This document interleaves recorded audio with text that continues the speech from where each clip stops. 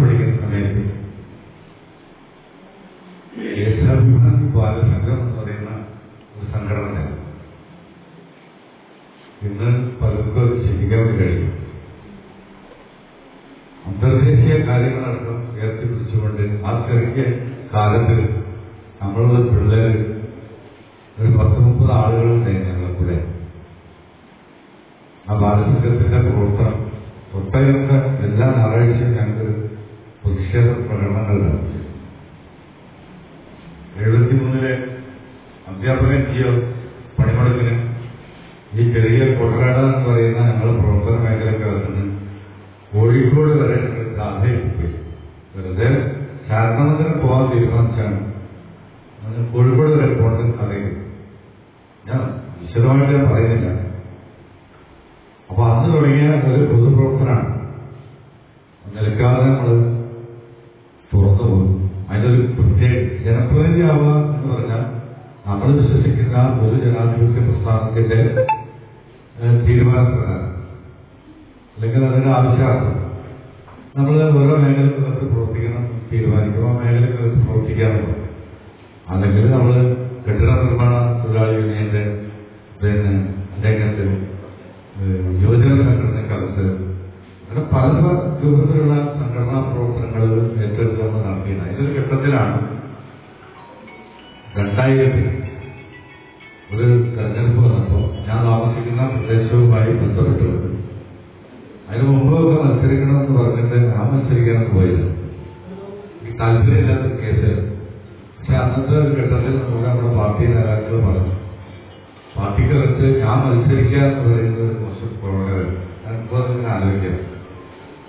ഞാൻ മത്സരിച്ചോളാം എന്നെ സ്ഥാനാർത്ഥിയാക്കണമെന്ന് പറയുന്നത് വളരെ മോശം ഒരു നിലപാടായിട്ടാണ് ഞങ്ങൾ പഴയ തലമുറയിൽപ്പെട്ട ആളുകൾ തീർച്ചയായിട്ടും കാണും. പക്ഷെ ചില ആളുകൾക്കൊക്കെ അങ്ങനെ ഒരു പൂജയൊക്കെ ഉണ്ടാവും. അന്നാളുണ്ടാവില്ല. അതില്ലാത്ത സമയത്ത് ഒരു നേതാവ് ഞാൻ ആളെ പേരൊന്നും പറയുന്നില്ല എന്നോട് പറഞ്ഞ് പാർട്ടി അതേപോലെ തന്നെ മോശം പണിയാണ് പാർട്ടി മത്സരിക്കാൻ പറഞ്ഞാൽ മത്സരിക്കാതിരിക്കുക.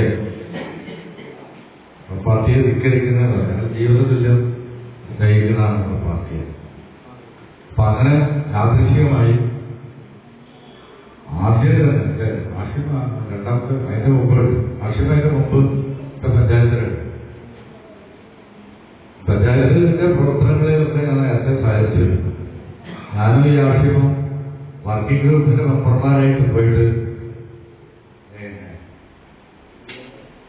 നമ്മൾ ആരോഗ്യ വകുപ്പിന്റെ തിരുവനന്തപുരം മെഡിക്കൽ കോളേജിൽ ഒരു ക്ലാസ്സിൽ പങ്കെടുത്തിരുന്നു.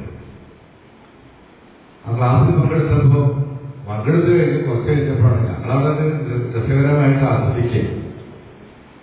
അത് കഴിഞ്ഞപ്പോഴാണ് അവിടുത്തെ ക്ലാസ് എടുക്കുന്ന അധ്യാപകർ പറഞ്ഞത് നിങ്ങളൊരു മണിക്കൂർ ഇവിടെ ഇരുന്നിട്ട് ഞങ്ങളുടെ ക്ലാസ് അനുസരിച്ച് ഒരു പ്രോജക്റ്റ് നടപ്പാക്കണം, അത് എഴുതി തയ്യാറാക്കണം. ഞങ്ങളാണ് കിട്ടിയ ഒരു സമയത്ത് തുറന്നിങ്ങനെ ഇരിക്കുക.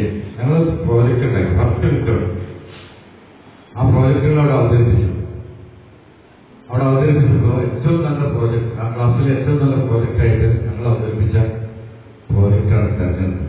ഞാൻ പറയാൻ കാരണം വെച്ചാൽ ഭാവന പ്രായോഗിക തലം തമ്മിൽ ഒരു ബന്ധമില്ലാതെ ഞാൻ നേരിട്ട് അനുഭവത്തിൽ നിന്ന് മനസ്സിലാക്കിയ കാര്യം.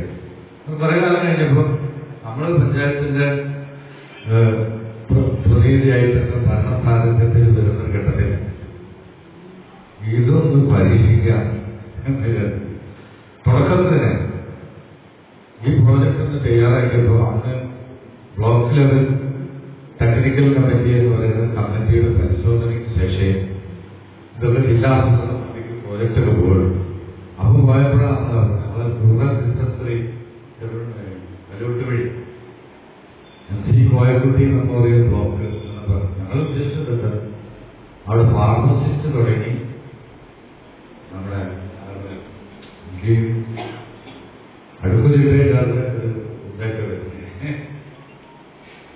എല്ലാ പരിപാടികളും നല്ല ചെറുപുഴ പ്രദേശത്തെ ജനങ്ങൾക്ക് ഉപകരിക്കാൻ പറ്റിയ രൂപത്തിലുള്ള സുന്ദരമായ ഒരു ഹോസ്പിറ്റൽ അതാണ് ഞങ്ങൾ പ്രോജക്റ്റായിട്ട് തോന്നുന്നത്.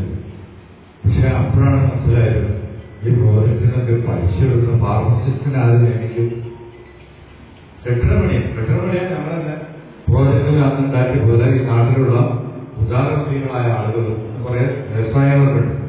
വ്യവസായികൾക്ക് നമുക്ക് സഹായം സ്വീകരിച്ചുകൊണ്ട് നല്ല കെട്ടിടപണി. പിന്നെ ഇതൊക്കെ പഞ്ചായത്തിന്റെ ഫണ്ട് ഉപയോഗപ്പെടുത്തി ചെയ്യാമെന്നാണ് ഉപയോഗപ്പെടുത്താൻ വേണ്ടി കഴിയില്ല. ധനകാര്യ വകുപ്പിന്റെ പെർമിഷൻ ഇല്ലാതെ ഒരു പുതിയ നിയമനം നടത്താൻ ആർക്കും സാധ്യതയില്ല. ഇന്നും കുറേയൊക്കെ മാറ്റങ്ങൾ അത് വന്നു.